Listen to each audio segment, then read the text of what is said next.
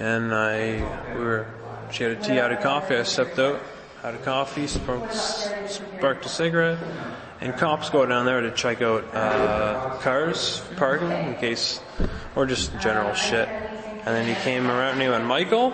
He called me by name. I was like, "Yeah." He's like, "Staying out of trouble?" I said, "Yep."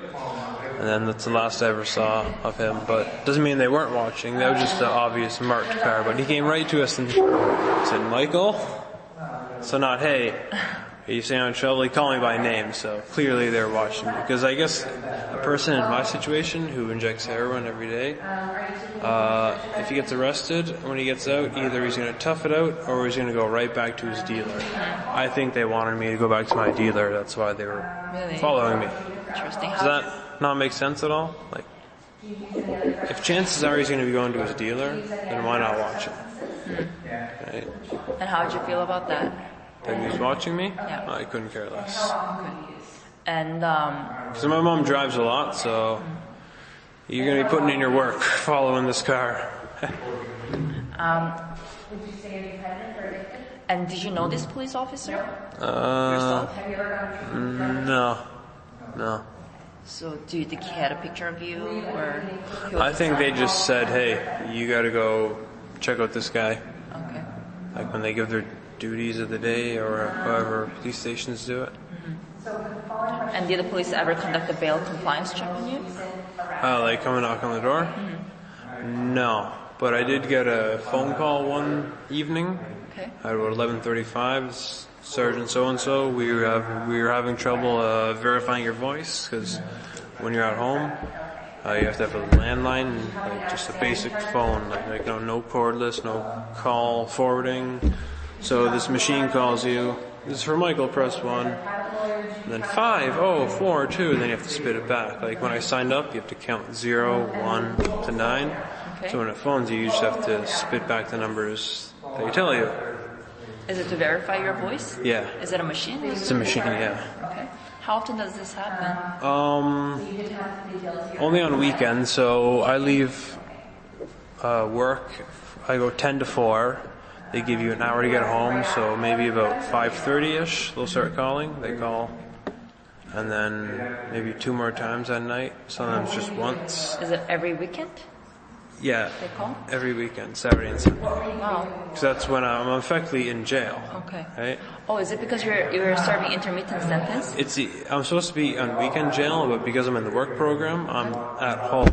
Okay. So if I'm at the church and I feel sick, I can't go home. I either have to tough it out or go see medical up at the South Mimico jail, which is far. Okay. What about while you're on bail? Did they ever conduct a bail compliance check? No. No.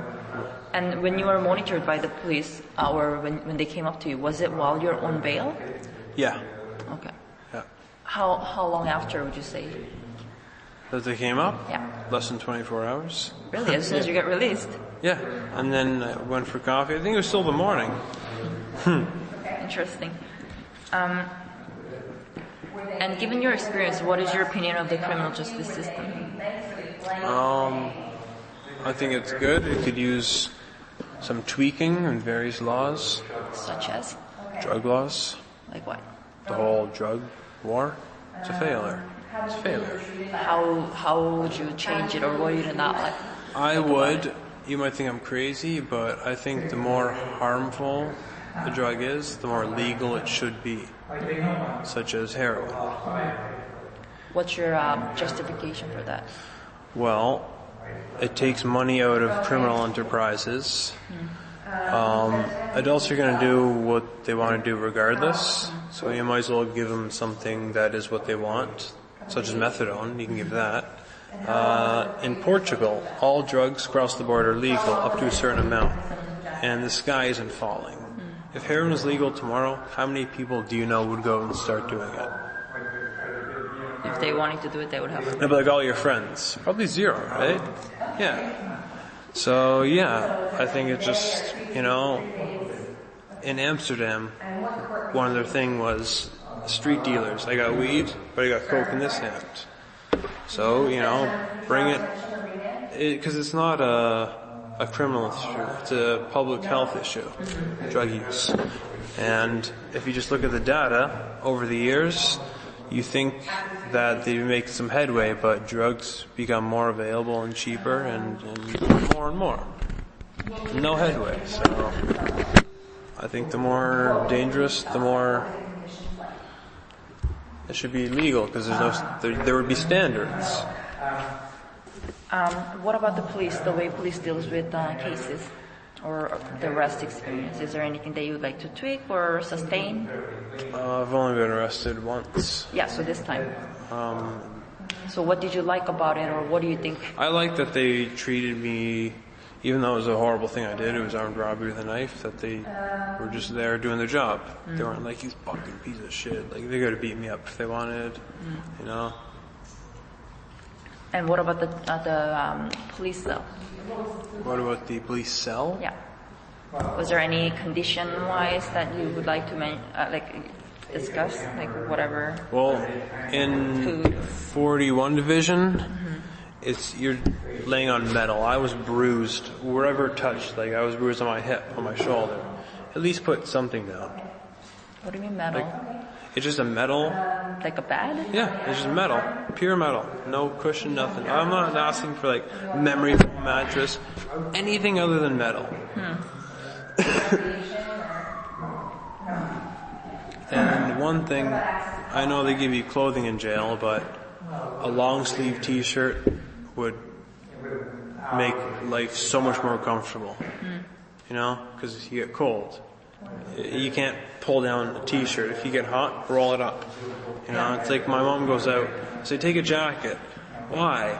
Well, if you need a jacket, you don't have one, you can't put it on. If you have one and you don't want it, you just take it off. So it's always just t-shirt? T-shirt and a jumper. Why do they not give something long sleeves? Money. Money. Well, because the jumper goes down to, doesn't even cover your wrist. Nothing does. How far does it go? Here. And it's a t-shirt. And is it cold? Inside? Can be, if you're under a vent. Yeah, that's about it. And did you have enough food? I would say I had enough. Some of the stuff I didn't eat just because I was in a bad mood and I didn't really feel like eating some of the stuff. I just didn't want to eat it because it didn't. Okay. I would have eaten it if I had gotten hungry enough, but it's just like, I know I'm out of here Monday morning, so. Did you ever feel lost in the middle of the process? No. Was it because somebody was there to explain to you, or you just knew what was happening? I just knew it was happening. I just had to watch, let the hours go by, and then I get released. Do you feel that certain people are treated differently by the system? I can't say, I was only there once. No, What but in your perception. my experience? No. Or do you think you're treated better for some reason? No. Okay. If you could change anything about the court or the bail process, what would that be? I don't think I would. You don't think you would? Okay. Why not?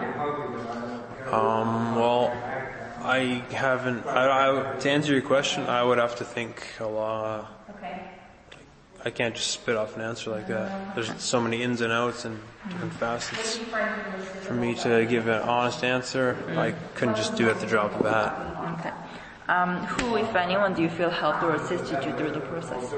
My lawyer, for one. Okay. Family. Okay, more specifically. Just supportive, like my mom. So that concludes all my questions for today. Is there anything else I missed out that you'd like to add? No. That's it? I didn't get your name. Jihyun. Jihyun? How do you spell it? Jihyun? G. Jihyun. Do you want me to write it down? Yeah, please. Are you Chinese? No, Korean. Korean. Thank you for your Can I just use this? Yeah, of course.